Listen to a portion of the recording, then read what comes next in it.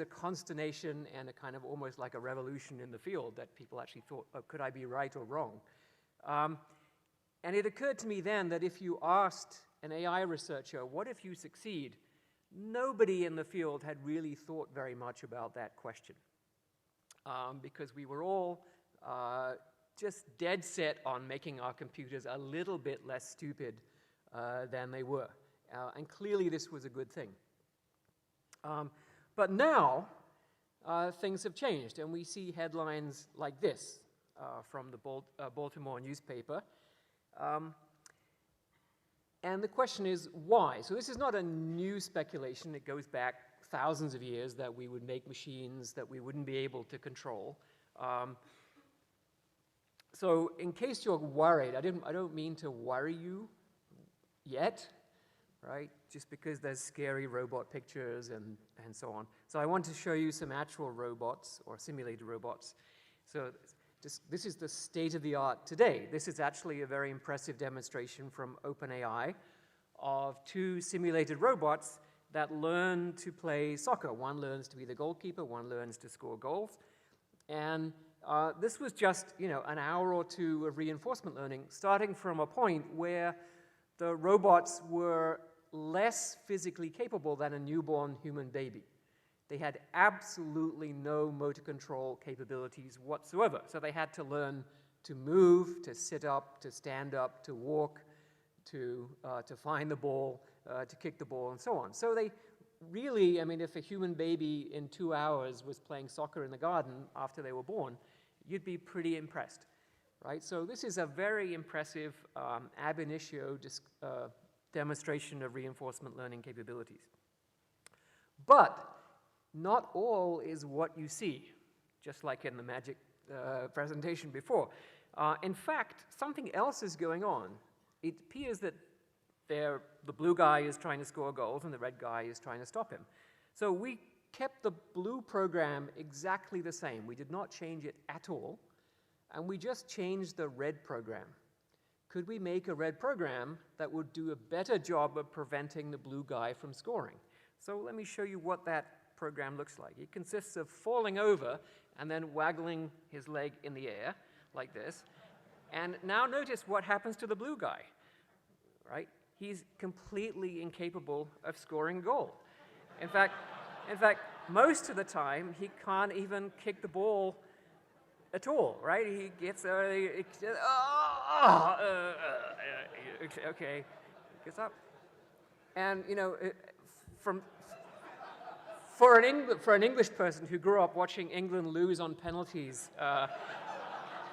year after year after year after year, this is really gets to me, actually, watching this blue guy. I feel for him. But, okay, so what does this tell you? This tells you that our current machine learning systems are fooling us a lot of the time. We think that they are good at playing soccer. We think that they're good at recognizing objects. We think that they're good at machine translation. But I think they're really fooling us. I think we have a long, long way to go.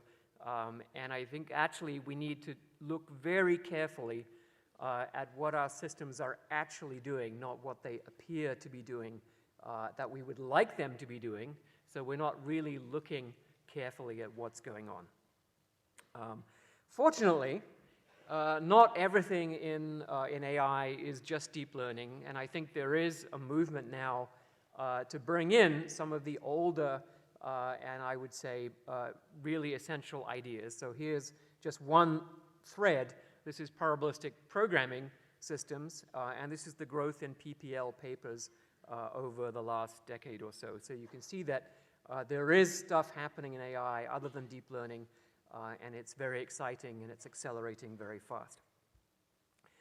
So not in the immediate future, but I think inevitably we'll have a time when AI systems are better at decision making in the real world, not just on the Go board or the chess board or the StarCraft game, but in the real world they will be able to make decisions better than we can. So the question is, what happens? That's what I mean by success, and then what happens when we succeed? And I would say we haven't put enough thought into this, right? And some people say, oh, well, you know, it's 30 years away or it's 50 years away, you know, let's not worry too much about it. But suppose we got a message from outer space, right? Suppose that the SETI project actually succeeded and they were able to receive and decode a message from outer space, and it looks like this, right? Superior alien civilization to humanity@un.org, be warned, we shall arrive in 30 to 50 years, right? So suppose this message arrives in obviously not exactly this form, but, you know, are we just going to send them an out-of-office reply saying, humanity is currently out of the office, we'll respond to your message when we return, right? Because obviously this is not important, we don't need to worry about it for 30 or 50 years until they actually arrive. And so it's really no big deal, right? Maybe we could even add a smiley face to the end of the message. I don't think that would be the response of the human race if we got a message from outer space saying that a superior alien civilization is arriving in 30 to 50 years.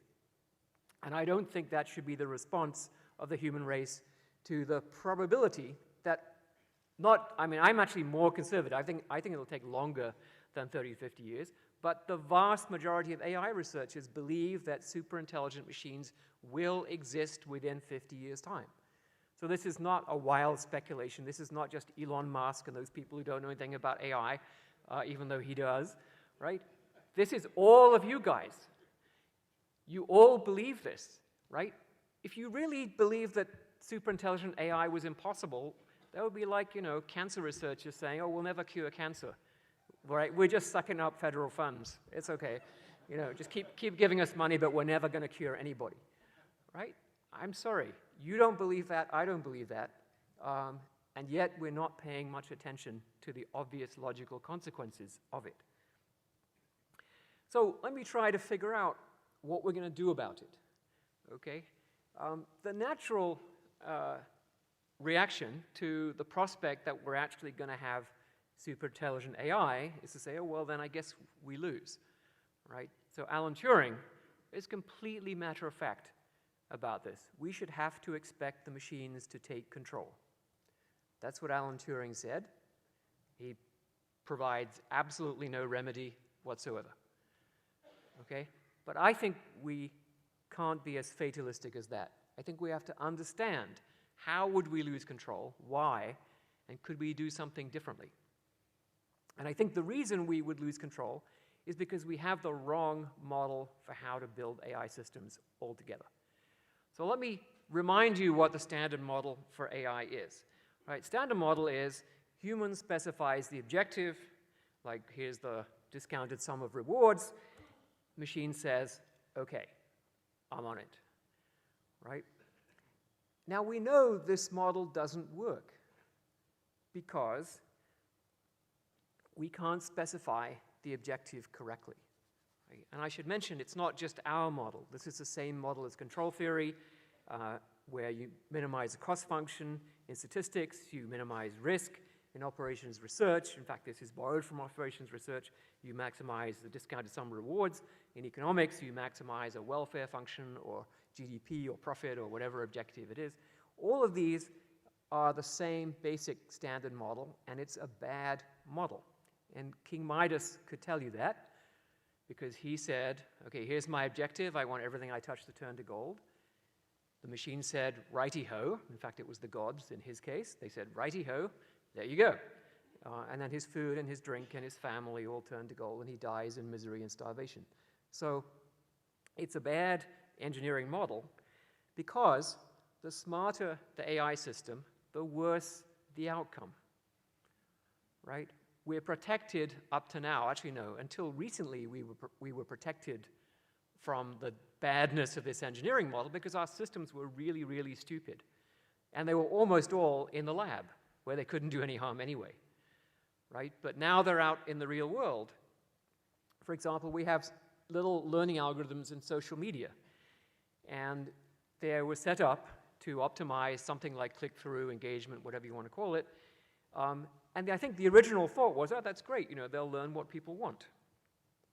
But actually, they've learned to modify people to make people more predictable and therefore more monetizable. Not, I think, deliberately, but this is just the consequence of putting systems out there with the wrong objective. All right, they're out of the lab. They are still stupid, but they're out of the lab, and they're affecting billions of people on a daily basis. So, and this is just, these are really silly algorithms, right? They don't even know that human beings exist, or that we have minds or brains or opinions or any of that stuff, and yet still they're having a serious negative effect. So I think the way we got into this mess, and I have to confess I'm partially responsible for sort of codifying this way of thinking, is that back in the 40s and 50s, when we were formulating what AI was supposed to be, right, we said, okay, we want machines to be intelligent. What does intelligent mean? Well, it means whatever it means for humans, right? And humans are intelligent to the extent that our actions can be expected to achieve our objectives, right? This is rational behavior. This actually came from philosophy, from economics, and was basically shifted straight into AI when we started building goal-based planning systems and so on. You look at early papers by Newell and Simon, early papers by McCarthy. They all assume that we're going to plug in a goal and the system is going to find ways to achieve it. So machines are intelligent to the extent that their actions can be expected to achieve their objectives, right? Makes perfect sense. Unfortunately, that's the wrong model, as I've already explained, right? What we want is machines that are beneficial to us, that their actions achieve our objectives, not objectives that are plugged into them and operate as if those machines always had those objectives, but actually the objectives that we really have, right? Only in that way will the machines actually be beneficial to us. So this is a more complicated problem statement, right? Because now the objectives are not in the machine, so they can't just directly operationalize, turn those objectives into behavior. There's a gap, right? The machines have got to decide how to behave when the objectives are in the humans. That makes it more complicated. So in this new model, right, so the robots are satisfying the human preferences. The robot does not know what those preferences are, right? The method of finding out, which is necessary if the machine is going to become useful to us, is essentially human behavior. Human behavior is the principal source of evidence that machines might have about our preferences. There may be other ways of getting at it, like if a machine could do fMRI or you know, stick some circuits in your brain to sort of measure your preferences directly somehow. That will be a different thing. But by and large, it's our behavior. That includes everything we've ever written down. You know, all communicative behavior is evidence of our preferences. Everything that you're doing right now is evidence of your preferences, right? You're all sitting there stunned by the magic trick, and you haven't quite got up the energy to go and get coffee. So, so this gives you, when you formulate this mathematically, we call it an assistance game, but it gives you a mathematical problem whose solution is going to be beneficial to humans. And so the key point is, the smarter the AI with this problem formulation, the better the outcome rather than the worse the outcome. Okay, and I think that's probably a good sign that this is a way of thinking about the AI problem that's in the long run the one we should be pursuing. So one way of thinking about where things went wrong is just to look at the field of AI as kind of like a graphical model, right? So there are humans, we have objectives, and we have our behavior. In the old model, as described in the first 3 editions of the textbook, the human objective is assumed to be observed. So in the graphical model, when the human objective variable is observed, the human behavior variable becomes irrelevant to the machine behavior, right? Just straightforward separation. So the objective is a sufficient statistic for how the machine should behave. So that means that once the machine has the objective, you could be jumping up and down saying, stop, you're destroying the world, and the machine says, so what? I'm pursuing the objective, right? So whatever I'm doing is right by definition. Whereas if the objective is not observed, then the separation doesn't hold. In fact, the human behavior and the machine behavior are coupled together, right? And in fact, we really do need to think about this in game theoretic terms, that the human-machine coupling is going to remain in force, right? And is going to, the machine is solving its half of the game, and hopefully we're solving our half of the game, and those two solutions together produce good results for us. So let me just run through a couple of examples of how this changes the way of thinking about some very classical problems. So what could be more straightforward than image classification, right? How many people have ever, in the room, have ever done image classification? Just put your hand up if you've ever done image classification. So quite a lot, quite a lot. It's a very popular task. It's a good test bed for machine learning systems. And so typically what you do is you minimize something. You minimize a loss. You try to get the network to, or whatever it is, to fit the data as well as possible, reduce the number of errors on the training set. And usually what we do, and what we certainly do in all of the machine learning competitions, is we assume a uniform loss matrix, which says that classifying any object as any other kind of object is equally bad, right? So any A classified as a B is equally bad, regardless of what A and B actually are. So then you accidentally classify a human as a gorilla with your Google photo system, and then you spend millions of dollars fixing your massive global public relations disaster. Because in fact, classifying a human as a gorilla is much more expensive than classifying a Norwich Terrier as a Norfolk Terrier, right? As far as I know, the terriers don't mind that much about that particular misclassification. So, okay, so you said, okay, fine, I made a mistake. Let me write down the loss matrix. And then you realize, well, the loss matrix has 400 million entries. And no one has ever written that down, and no one knows what's in there. So you'd better have machine learning algorithms that know that they don't know what the loss function is and behave accordingly. So that means that they, for example, refuse to classify some examples because there's too much uncertainty about the loss, that they have to go back to the human expert to get more information and to fill out certain parts of the matrix before they can proceed.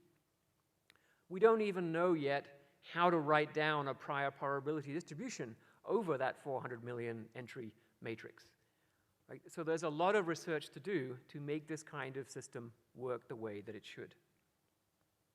Here's another example, right? Classic, you buy a mobile robot for your lab. The first thing you do is, okay, we're going to make it fetch the coffee. So you say, fine, okay, robot, fetch the coffee. All right, now let's take this seriously, that in fact, there could be lots of other things that you care about in the world. And if I just told the robot fetch the coffee, then it's sort of, is it going to be paralyzed? Right? That there are so many other things I might care about that it might interfere with, that there's nothing it can do. So does this approach involving uncertainty over objectives lead to machines that are simply incapable of acting at all?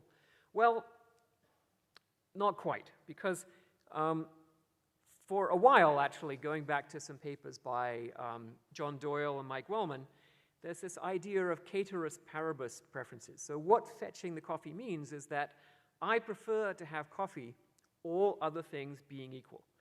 So if you leave everything the same, but you just get me coffee, I'm happier. So that's what fetch the coffee means. It's a ceteris paribus preference. And the machine can satisfy that by just fetching the coffee and not turning the oceans into sulfuric acid or boiling them or wiping out the human race or putting us all on heroin drips or any of those weird things that sci-fi writers like to talk about, right? So you get, as a natural solution for this problem, you get minimally invasive behaviors. There's another important point to add on to this, which I didn't put on the slide, which is that in fact, by and large, you should think of the world as being the way we like it, right? Which is why leaving it unchanged is a good idea. The world is, if you like, a sample from the stationary distribution that results from the actions of billions of rational agents operating on it. And so it will always tend to be in a configuration that we prefer, roughly speaking. Okay, so now we're going to illustrate that idea of the assistance game. So in the assistance game, you've got the human who has some preferences, theta. You've got the machine who doesn't know what theta is, but has a prior probability p of theta. And then you solve the game. You get the equilibrium. And when you look at the equilibria, look at the solutions to the game, you naturally get teaching behavior. So the human has an incentive to teach preferences to the robot so that the robot can be more useful. The robot understands the human teaching behavior because it's part of the equilibrium. The robot will ask questions, will ask permission, will defer to the human, and will allow the human to switch off the robot, which is a good thing. So if you know about inverse reinforcement learning, it's similar to that, but it's really taking that up to a game theoretic formulation rather than a kind of a one-way learning process.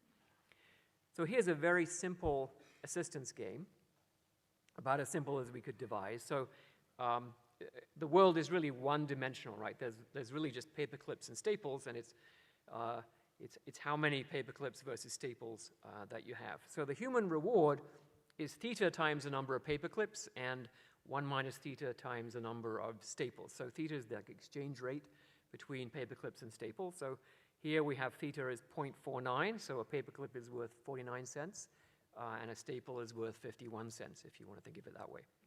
But of course, the robot doesn't know anything about the human exchange rate between paper clips and staples, and so it's going to learn something from what the human does.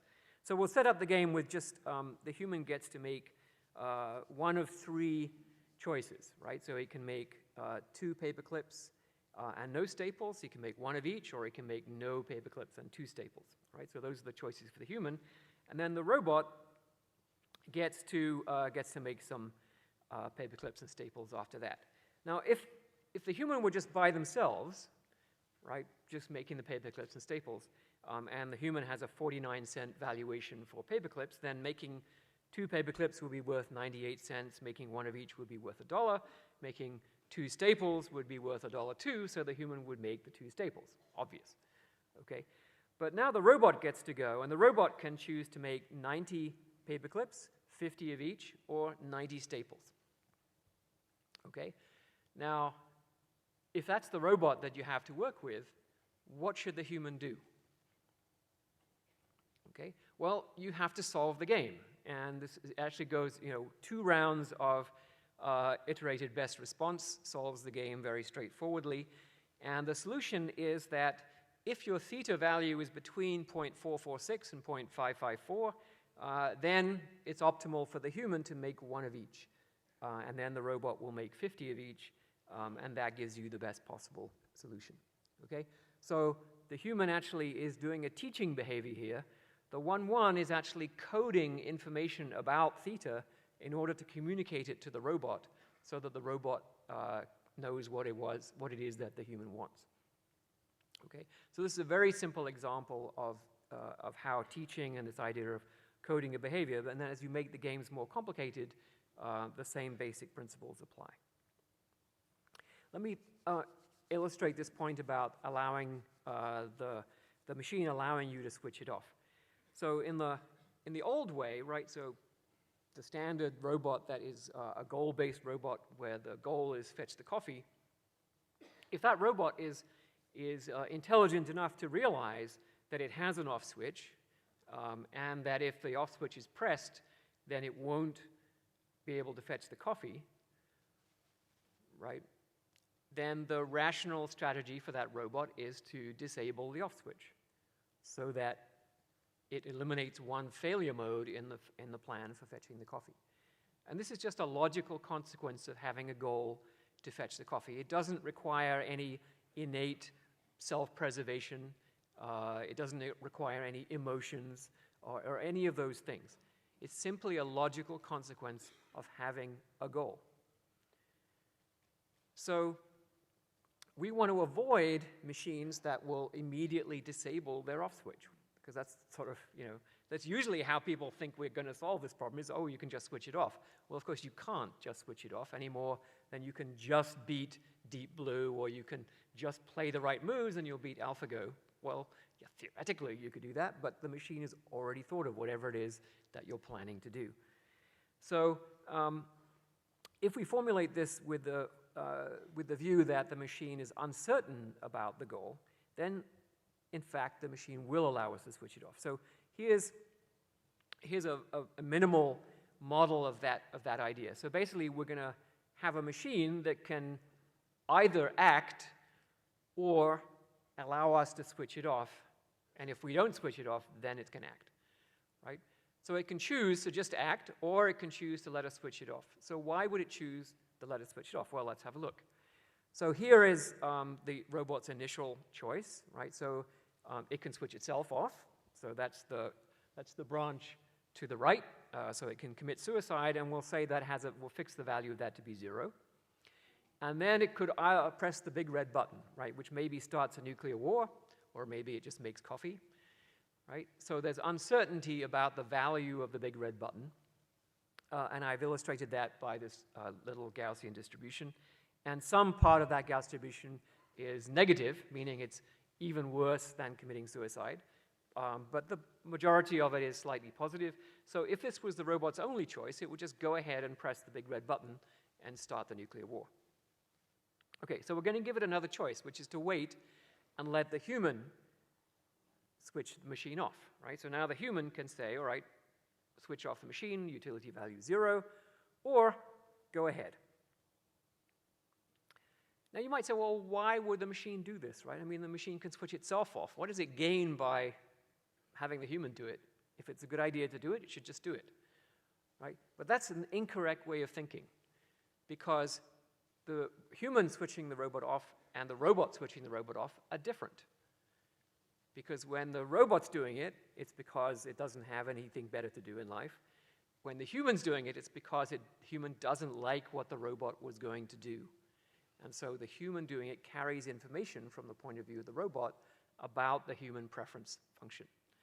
And so if the human says go ahead, that means that the negative part of that utility distribution is gone, because whatever it is the robot was going to do, the human is not unhappy about it. And so now the robot's got a choice between committing suicide or allowing itself to be switched off, and if it's not switched off, then doing the action. And that branch is positive or 0. It doesn't have any negative branches, and it's a straightforward theorem. In fact, the theorem is just the same as non-negative expected value of information, that the robot will have a positive incentive to allow itself to be switched off, okay, as long as there is uncertainty about human preferences. As that uncertainty disappears, the robot's incentive to allow itself to be switched off also disappears, okay?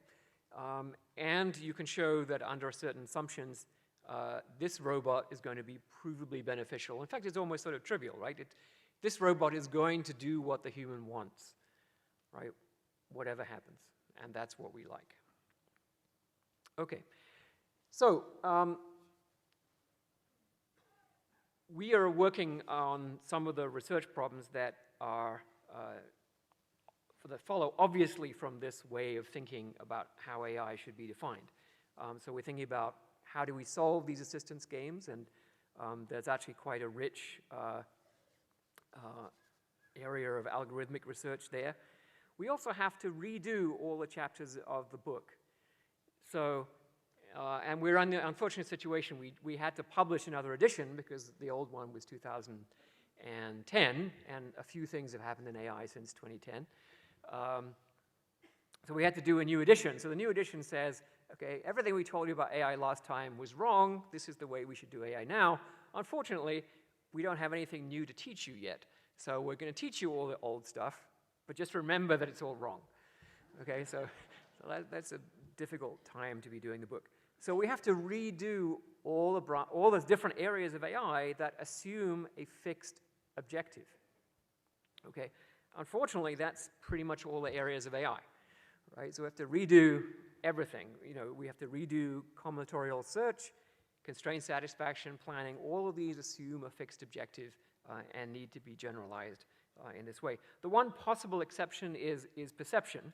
So I'm not sure that we have to redo perception, because as long as perception is not allowed to make decisions. So the problem with the Google photo case was not that the algorithm thought that this might be a person rather than a gorilla, or a gorilla rather than a person. The problem was that the algorithm itself was allowed to then make a decision to post that classification on a public web page. And that was the problem, right? If the machine had simply supplied probabilities, saying, oh, I think this is a gorilla with probability 0.58 and a human with probability 0.42, right? Those probabilities then sent on to a decision-making system that understood the risks could say, oh, well, there's no chance I'm posting that on the web, you know, with such a significant chance that we're misclassifying a human as a gorilla, right? And so perception that simply provides probabilities to a decision-making system, I think, is actually harmless. And the better you make that perception system, the better the outcome is going to be. So there's a lot of research that has to be done on two things. The first issue is, if you're going to try to understand human preferences from human behavior, you have to take into account the fact that people are not perfectly rational. So this is not the standard inverse reinforcement learning problem where you assume that the agent, the policy is the optimal policy for the MDP, because it's not going to be optimal, right? It's not going to be Boltzmann optimal or any of the other mathematically convenient approximations. It's going to be the way humans actually make decisions. We are computationally limited. So, you know, when Lee Sedol played against AlphaGo, he made some moves that were guaranteed to lose. Now, if you assumed he was rational and you observed those moves, you'd have to assume he was trying to lose the match, right? That's not correct, as far as I know. I think he was trying to win. So in order to understand his preferences, you have to understand his cognitive limitations, right? In some situations, when a win is possible, he will see it, and he will make those moves. In others, he may not. If you think about our behavior, right, in our normal everyday existence, the actions we choose, right, we have about 20 trillion choices to make in our lives, right? We can choose actuations of all our muscles about 10 times a second, so it adds up to about 20 trillion choices that we make. But that's not how we think about it, right? I don't think, okay, what motor control command should I send to all my muscles to maximize my expected utility for the rest of my life? Right? And then now which ones? Now which ones? Now which ones? Now which ones? Right? That's not how it works. You think, I'm coming to listen to this talk. What does listening to a talk mean? It means sitting down and checking my email, right? So that's that's what I'm doing, right? We are always embedded in a hierarchy of commitments, of activities that we are engaged in, right? And thinking of us as sort of this, you know, flat optimal policy for the rest of our lives is completely wrong, right? So if you're going to understand humans at all, you have to understand what are the activities, how are they organized for that particular person, what are they doing right now, why are they doing it? Without that, you're not even starting to understand human behavior. So there's a lot of things about imperfect humans. Plasticity of preferences is a really important one, because we don't want machines that satisfy human preferences by modifying those preferences to be easy to satisfy. We have politicians to do that. So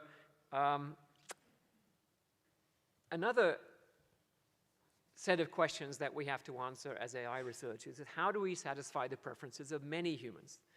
If there was just one human, then it would be a, you know, two-person assistance game and everything would be good. But, you know, if there was just one human, we wouldn't need moral philosophy, right? Moral philosophy exists because there's more than one human, and AI is going to have to deal with this fact. So how do you trade off or aggregate the preferences of many people. This is something that has been studied for at least 2,500 years. And in the context of AI, it takes on a certain urgency because we are already building AI systems that are affecting people en masse, and we want to understand how to get that right. And there are lots of classical philosophical problems. For example, interpersonal comparison of preferences is a really big one, right? Should we assume that everyone's preferences are just measured on the same 0-1 scale, right? So we all sort of have the same preference currency, and we all have, if you like, the same amount of preference capital. So we're all operating on the same scale. I actually think empirically, I know from the case of my children, this is not true, right? I would say that human preference scales vary by at least a factor of 10. And so maybe things have to be thought through much more carefully. So let me talk about a few of these many human questions. So how should a robot aggregate human preferences? Well, there's a classical answer, which is sort of an updated form of utilitarianism. And in fact, it's in the form of a theorem. So Harsanyi, who was an economist who won the Nobel Prize and taught at Berkeley, so he proved the following quite reassuring fact, that if you're optimizing on behalf of n individuals, and those individuals have a common prior belief over the future, and that turns out to be really important, then all Pareto optimal policies optimize a linear combination of the preferences of the individuals. And that's a fixed linear combination. So this is Harsanyi's aggregation theorem, or social aggregation theorem. It's a very important result. And it turns out, actually, that it doesn't generalize in the way you might expect. When you have people with different prior beliefs, which is actually a much more realistic situation, the Pareto optimal policies have dynamic weights. And the weight is proportional to how well that person's prior predicted the observations that subsequently occur. So let that sink in for a minute, right? So if you're really good at predicting the future, then all Pareto optimal policies will weigh your preferences much more highly than those of other people. Which sounds like, oh my God, this is disastrous, right? From a point of view of social equity and all that stuff, it sounds awful. And in fact, you know, the weights could be exponentially bigger and smaller than each other as time goes by. But this is a theorem, so there's nothing we can do about that. But understand what the theorem is. Why is the theorem true? The theorem is true because, think about it, everybody thinks they're right. Nobody thinks, okay, well, that guy believes this, and I believe that, and he's right, and I'm wrong. Right? No, of course, if you believe this, you believe this. So you believe your beliefs are the right beliefs, right? And so you're always going to accept a bet that says, you know what, Stuart, if you're right, I'm going to give you all the money in the universe, right? You'd always prefer that bet to the one that says, I'm just going to split the money equally among everybody, right? And so everyone agrees to this kind of policy because they all think they're right. They prefer this policy to the one that says we're going to split the money evenly, right? So that's the situation, right? We have a theorem. It seems to lead to extraordinarily unequal consequences, and we've got to figure out how to deal with it. I think one obvious solution is resolve the inconsistencies among people's beliefs. That seems like an obvious consequence, but there has to be more to it. Okay. Let me talk a little bit about altruism and indifference and sadism. So one of the common formulations in economics is to think about your utility function, your preferences, as having these two components, right? The self-regarding component and the other-regarding component. And just to be simple, we can add them together, although that's not logically necessary. Could be other forms of combination. Okay? So here we've got a world with two people, as Alice and Bob, right? So Alice's utility is Alice's well-being, let's call it, so WA, and then CAB, so that's how much Alice cares about Bob, CAB, times Bob's well-being, WB. Okay, so that's how happy Alice is, and then Bob is happy according to his own well-being, and then how much Bob cares about Alice times Alice's well-being. Okay, and now you can study systems of this kind, and you can imagine there's sort of fixed point theorems and various other kinds of stuff. But let's just look at the signs of these caring factors, right? Now, obviously, you would hope that the caring factors would be positive, right? But, you know, if the caring factor is 0, then, you know, Alice will, if an act gives any increase in well-being to Alice, then Alice will carry out that act no matter how much damage it does to Bob, right? Because she literally doesn't care. It's not that she's a sadist, but she literally doesn't care at all, right? So you could think of Bob here in this case, from Alice's point of view, Bob is a rock or, you know, a potato, right? And Alice is going to eat the potato if Alice is hungry, and she doesn't care if the potato suffers, right? So that's what happens with 0, right? So if you have, now the robot is operating on behalf of Alice and Bob, and Alice is this indifferent, callous individual, but Bob really cares about Alice and wants Alice to be happy. Bob's a nice guy. Well, what happens? Well, you optimize UA plus UB, right? You're going to end up shoving a lot of well-being onto Alice in order to optimize the sum. Okay, and Bob is going to have less well-being as a result. But Bob might end up being happier than Alice because Bob derives happiness from Alice's intrinsic well-being.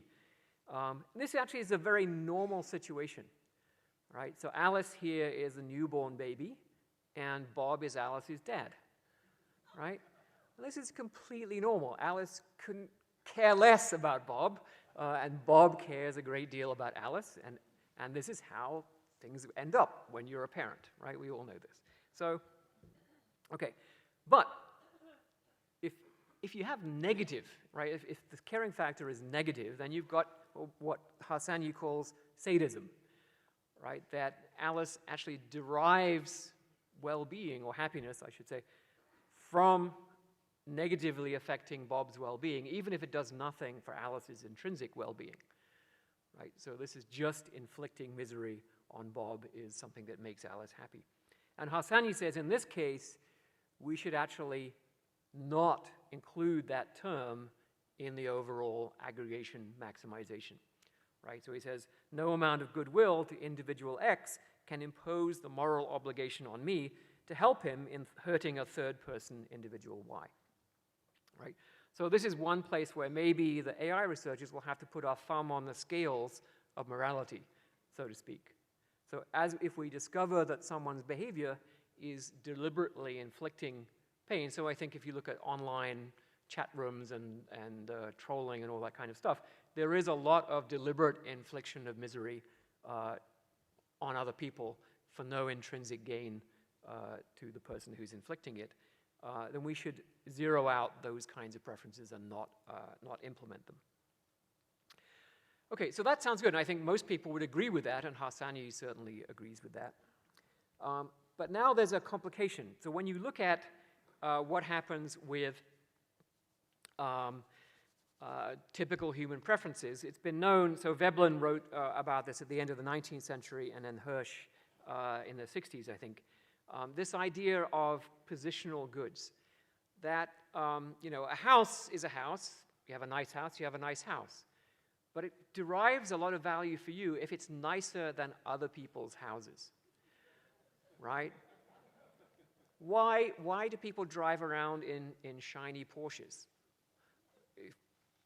Because it's a nice car? Yeah, it's a nice car, but because it's nicer than other people's, right? Why do you want a Nobel Prize? Because you get €1 million in cash? No. Because other people don't have one, right? So in fact, this notion of relative preferences, relative well-being, or what economists call positional goods, is really pretty central to a lot of what drives human beings. And when you do the math, right, so if you, here I've written down Alice's utility, so Alice's well-being, and now caring about Bob. But now there's envy, right? So EAB is the envy coefficient, right? And that operates on WB minus WA. So Alice is envious of Bob's well-being, right? And then there's pride.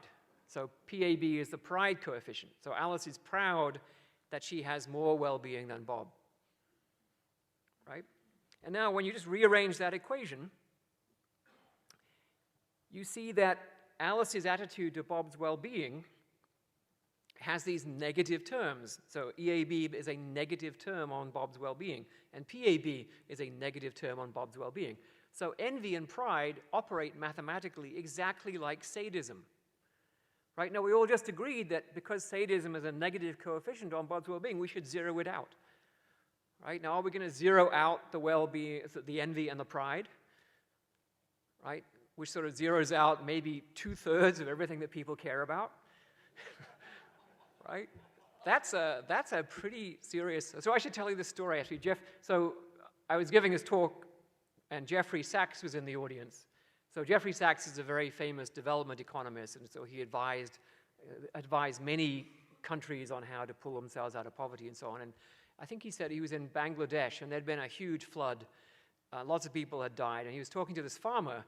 You know, and it turns out that the farmer has lost one of his kids and a lot of his animals, and he said, oh, this must be really terrible. And the farmer says, oh, no, the guy down the road, he lost his wife and all his kids, so I'm really happy.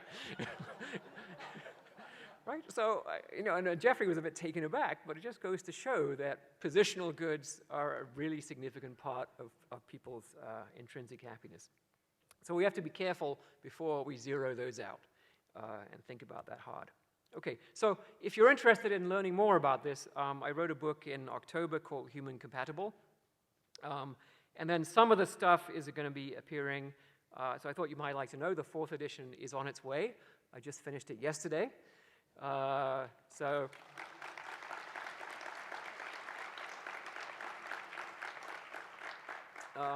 so as soon as we get permission, copyright permission for all the pictures on the cover, which takes about 5.5 years apparently, the book will be out. Okay, so to summarize, I think provably beneficial AI is possible, and I think it's possible under a new model, and we should get rid of the old standard model for AI. And we should stop thinking about this as an ethical issue or an AI safety issue, right? It's just AI. This is how to do AI well, as opposed to how to do AI badly, right? You know, if you're a nuclear reactor designer, you don't go to an ethics workshop to talk about how to make sure your nuclear reactor doesn't explode, right? You know, I find it weird. I get invited to all these ethics workshops, you know, to talk about this. It's like, no, this is not ethics. This is just common sense, right? We don't want our AI systems to explode, okay? So let's make them that way.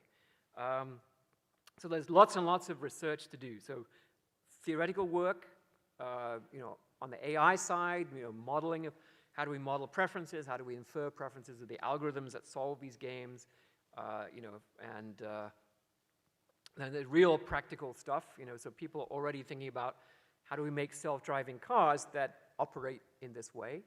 And they're already, one nice example is the self-driving car that gets to a stop sign, and then it wants to make it clear to the other cars that they should go ahead, so it actually backs up a little bit, right, just like that, to show the other cars that it's not intending to go ahead.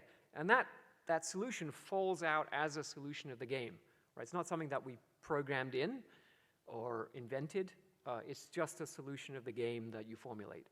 So I think there's an enormous range of interesting behaviors that fall out as solutions of these kinds of games, which simply don't exist as solutions of the standard model AI problems. And so we're entering a much richer space. I mean, if you think about it, right, the standard model is the measure zero special case of the new model where you happen to have a delta function posterior distribution on the human preference function, okay?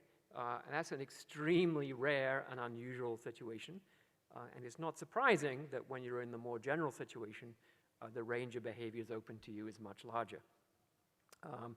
So there's a couple of problems that are difficult to solve that I haven't really figured out how to even approach. One of them is deliberate misuse. So if we make all these safe AI systems, just like we can make safe nuclear reactors, but what if people steal the uranium and make a bomb anyway, right? So same thing here, right? How do we overcome the misuse of AI? We can call this the Dr. Evil problem, if you like. And then how do we overcome the overuse of AI? So when AI systems become capable of doing everything that we currently think of as work and making our lives easy, how do we stop ourselves from becoming the humans in Wall-E where they have lost the incentive and the habit and the culture of learning, of achievement, of knowledge, of capability, because they no longer need any of those things, right? And that's a question that we all have to face.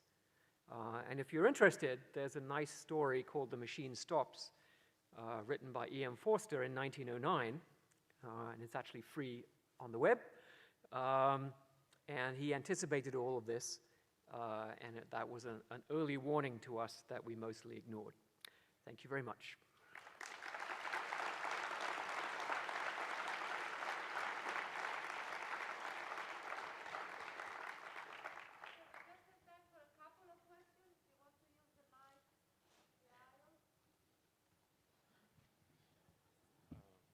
Great talk, thank you. One could argue that some of the AI systems that are deployed today actually do satisfy human objectives. Like you talked about CTR, and we all know that a lot of that part of the web business is based on optimizing that for profit. So I'm just wondering if, maybe you talk about this in your book, if part of what these systems can do in the future is point out to the negatives at a more macro scale. So while they're optimizing CTR, what else are they doing that's hidden? Yeah, so I didn't hear all of that question, but I think I agree, yes. I think machines can help us be better people. But in fact, there's still an unanswered question, right? Is what do we want our future to be? And, you know, for the last 100,000 years of human history, we haven't really had a choice about our future, right? We just gotta like, can we manage not to die today? And if we do have a choice about our future, then maybe the machines will be able to help us figure out what it should be, because we're certainly not doing a very good job right now. I was just wondering, maybe sadism's getting a bad name here, but you illustrate some of these things with parenting, and you know, if you want to beat your child at a game to teach them a lesson of being a good loser, that might appear to be sadism. And so I wonder, is there an argument for making an explicitly paternalistic part of the model, where you're saying that somehow somebody's opinions in the short term don't matter?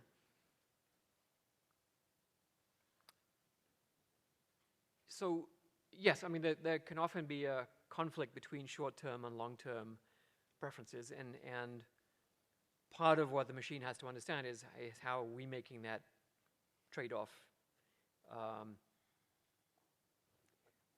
The issue of paternalism is an interesting one. In fact, there isn't really a good model. So, to some extent, yeah, you could say, well, of course, parents, you know, eventually tell their child, no, I'm not going to tie your shoelaces this morning. You have got to do your shoelaces yourself, right? And so the AI system should tell the human, no, I'm not going to solve all your problems today. You have to learn how to do it yourself. It's good for you to do that, right?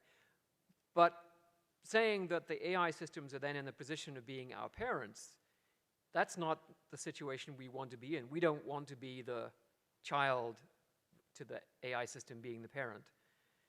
We are supposed to be the ones in control. And there just are no good models anywhere in the universe of a less capable entity being in control forever of a more capable entity. But that's the model that we look for. So it's a tricky one. Thanks for a really, is this on?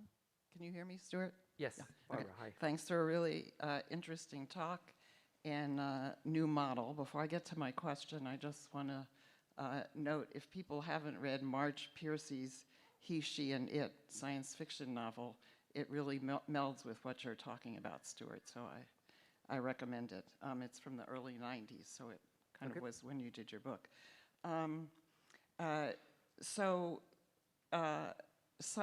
Some of the work that some of us did on collaboration actually didn't quite fit that optimizing model.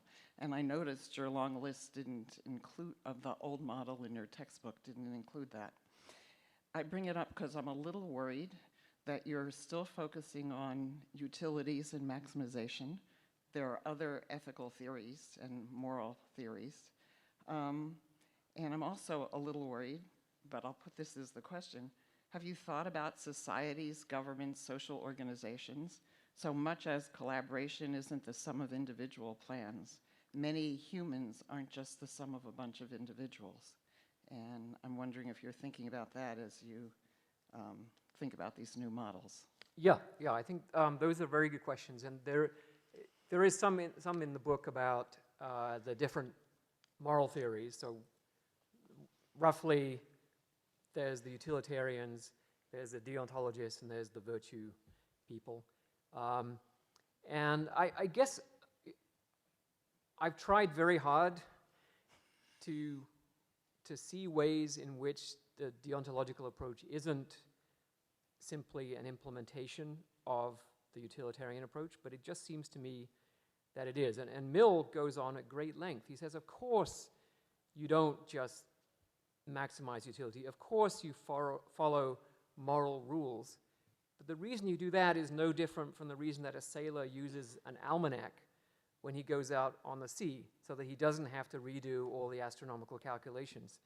And then the virtue ethics is a lot to do with the fact that you want the individual making the decisions to be doing so in a virtuous way, to have a virtuous character and to be thinking along virtuous lines and doing things for virtuous reasons, none of which makes sense for machines. We don't care whether the machine is virtuous as it's making a decision that has disastrous consequences. So, in fact, I think from the point of view of how we design machines, we need to be consequentialists, in the sense that it doesn't make sense for us to design machines that have consequences that we don't want. We should talk, and you might look at the embedded ethics webpage at Harvard.